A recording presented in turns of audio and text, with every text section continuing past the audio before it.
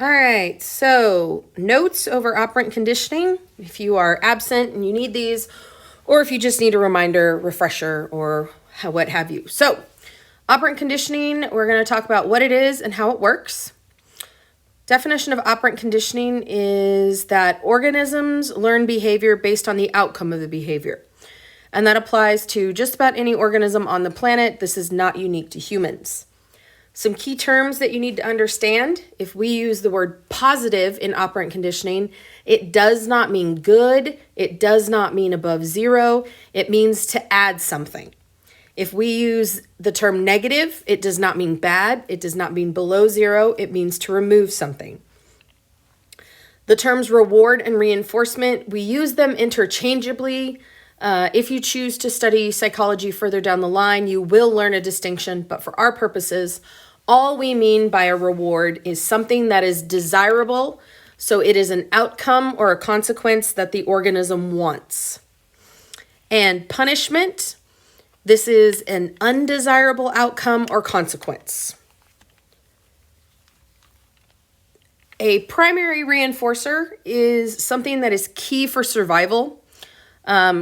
Organisms do not need to be taught the value of primary reinforcers. Examples of these are food, water, shelter, air. We already understand that they are valuable. Secondary reinforcers, the value must be learned. A good example of this is money. Organisms, particularly small ones in human form, learn the value of money very young. Attention, again, this is something we learn very young. Approval, stickers, for example, if you have a child who has got a behavior chart, stickers equal a certain reward, so that value is taught. Grades is another one. We do not inherently look at the letter A and think, oh, yay, wonderful. That's something that must be learned over time. Where did operant conditioning get started? A psychologist by the name of B.F. Skinner, he was a behaviorist. Skinner took some rats who were just deprived of food, and he put them in a box known as a Skinner box. And inside that box was a lever, and when you pushed the lever, food came out. Rats figured out very quickly that when they pushed the lever, they got food. And if you notice on the left side, the hungrier the rat, the faster they learned, which is the idea of urgency. So how does operant conditioning work? There are four main types. The first is a positive reward or positive reinforcement. This is when we add a desirable to the situation. So a student gets an A on a test and the teacher gives them a sticker. Assuming the student wanted the sticker, this adds a desirable. This increases the likelihood of an organism to behave in that way in the future. It is not a guarantee. Obviously, not every student who gets an A goes on to get an A the next time. It increases the odds, but does not guarantee them. Positive rewards or positive reinforcement are the single most effective way of learning behaviors. And the reason being that positive reinforcement cause a release of dopamine and other neurotransmitters in the brain that make us happy. The key thing that's important is that reinforcement must be a desirable to that organism. For example, chocolate to most students is a wonderful positive reinforcement, but to a student who is allergic to chocolate, that is not a positive reinforcement. Stickers works great for most kids, but a few kids are completely unmoved by that. So it's really important you find out what the desirable is for that organism and give them that desirable if you wish to continue to reinforce the behavior. Another great example, I babysit and I have a pair of dogs. The Shih Tzu loves carrots. So when he does something good, I give him a baby carrot. The Husky, you give him a baby carrot and he thinks he's been insulted. So you have to know what works for the organism. One of my favorite examples is my daughter, Brooksley, had a great parent-teacher conference. And so as a positive reinforcement, she got to choose where we ate lunch. So that increases the odds that in the future, her parent-teacher conferences will continue to be good. And just pause for a moment, and I want you to give an example of a positive reward that works in your life, something that happens.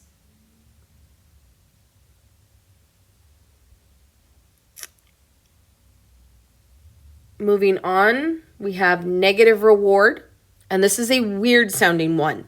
So what you really have to remember is that negative does not mean bad. It means to take away. And reward is designed to increase the behavior.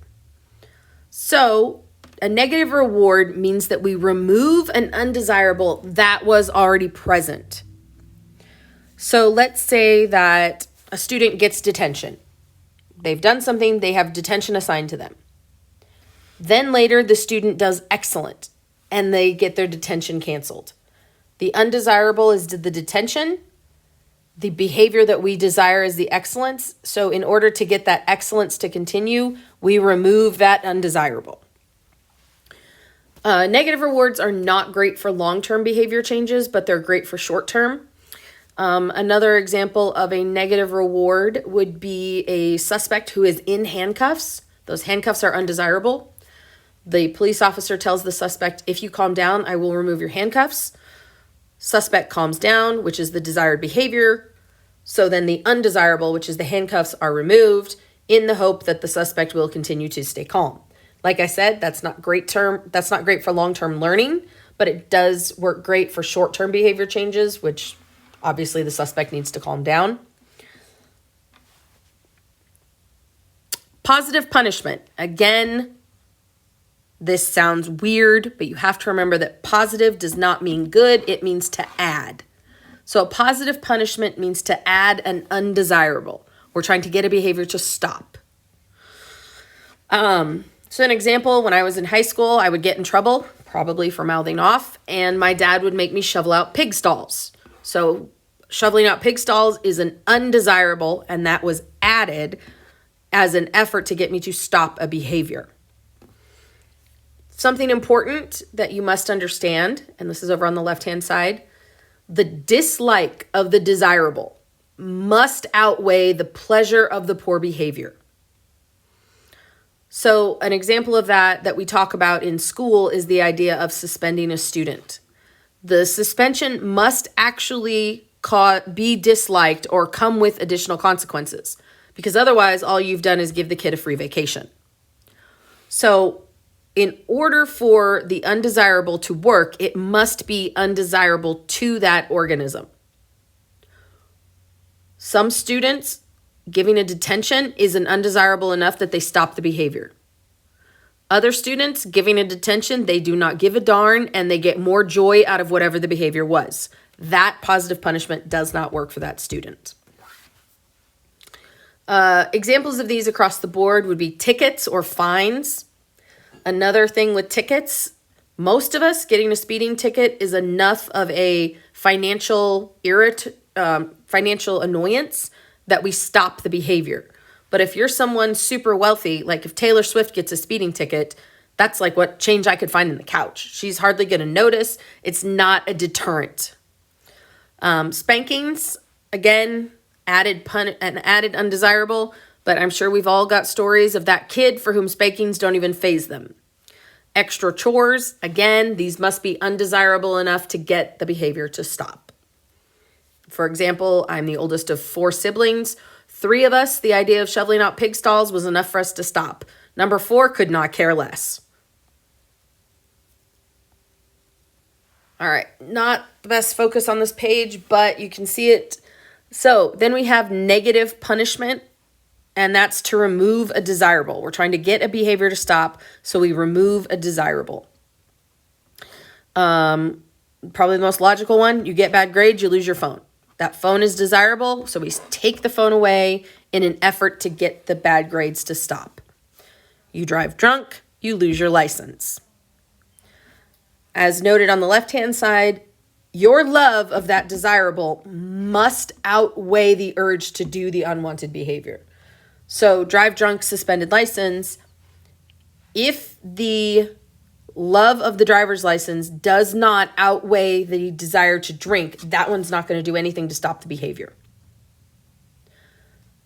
Again, it's important that that desirable has to be stronger than the unwanted behavior's urge to do the unwanted behavior. Problems with punishments. Punishments can create hostility. This is especially true in abuse cases. But there are some organisms that just do not respond well to punishments in the first place. Often with punishments, no alternative acceptable behavior is taught. So punishment is given, but then the organism is not taught alternative ways of behaving, which means that the organism still likely does not know what it should do instead. Punishments can prompt a fight, flight, freeze response instead of behavior changes, in which case nothing's going to happen.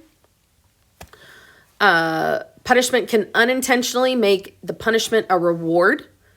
An example of this would be if a child throws himself on the ground to have a hissy fit in the store because they want a toy. And in an effort to shut them up, the parents go ahead and get them the toy. What that has become is now a positive reward for an undesired behavior, and we're probably going to see that reward continuing to happen. Another great example of this is when a student who wants to disrupt the lesson acts foolishly and the teacher gives them a lot of attention. That attention has now become a reward. The student has gotten what they want, and we're now creating a cycle of reinforcing bad behavior without meaning to. There's also mixed messages that come with punishment. For example, we don't hit is a really hard lesson to learn when you're being spanked as a punishment. So that's a risk that's often run with punishments as well. I am not saying that punishments are bad. I am saying these are some risks, so you must know the organism you are dealing with. This grid is really easy to help you keep track of what's what. So if you notice on the y-axis, we have positive and negative, and on the x-axis, we have reward and punishment. So if you trace to where the two come together, you know what's going on, and that should help you be able to identify what's what. We have schedules of reinforcement. So this is how often those reinforcements happen. Continuous reinforcement means that the reinforcement occurs every time the behavior does. Skinner's rat in the box, at the beginning, every time they pushed the lever, they got food. An example of this as well, I had an old dog who had congestive heart failure, and every time he got his meds, the meds were put in cheese. So every single time he got the meds, he also got the cheese. That's continuous reinforcement. Behaviors that are taught with continuous reinforcement are learned rapidly. However, continuous reinforcement is not always possible or practical. So, for example, if a dog is learning to go potty outside and you're going to give it a high-calorie treat every single time, that may not be practical. But in the beginning, it's probably your best bet, especially for a lot of behaviors that are really important. So what happens is we go to what's called a schedule of partial reinforcements, partial meaning part. The behavior is not reinforced every time, but is reinforced frequently enough to get the behavior to stick. A great example of this is a student who procrastinates, but still manages to get a good grade, so they keep procrastinating because they do it enough and it's reinforced often enough that they don't break the cycle. And procrastination is its own hotbed with psychology, but you get the idea. Ideally, reinforcement goes from continuous to partial. And a good example of this I can think of is potty training my daughter. We went from every time she even sat on the potty, she got a Skittle, to she was reinforced when she went to the bathroom. So there are 4 subtypes of partial reinforcements. Key terms you need to know are interval. Anytime you see the word interval, it relates to time. Ratio. Anytime you see ratio, it relates to occurrence. Also, if something is fixed, it is always the same. And if something is variable, it is inconsistent or it changes. So when you put those together, you get fixed interval, which means something happens always at the same time. A best example of this is paydays. Teachers in Garden City always get paid on the 15th. That is a fixed interval. And then we have fixed ratio. It's always the same number of occurrences. So a good example of this is if I use the app and I buy 4 drinks from Scooters, my 5th drink is free. It's the same number of occurrences every time. Variable interval means that the time is inconsistent and it changes. FedEx deliveries, you know, you're waiting for your new book to arrive and the mailman is not there at the same time they always are. Inconsistent timing. And then variable ratio is an inconsistent number of occurrences. This would be something like a slot machine or a card game. You get a good hand just often enough to keep you playing. So that is a very quick section over operant conditioning. The PDF of the notes will be available in Google Classroom, and a link to this video will be available as well. If you have any questions, please come